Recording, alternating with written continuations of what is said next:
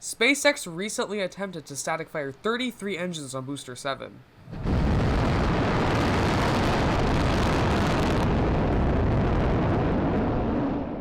Only 31 Raptors ignited though. SpaceX has really only two options after this.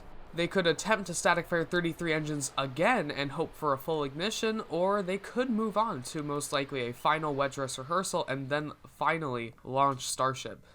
Time will tell what will happen, and we will be around to cover the launch for you when it happens, so stay tuned to the ASA channel for our live streams.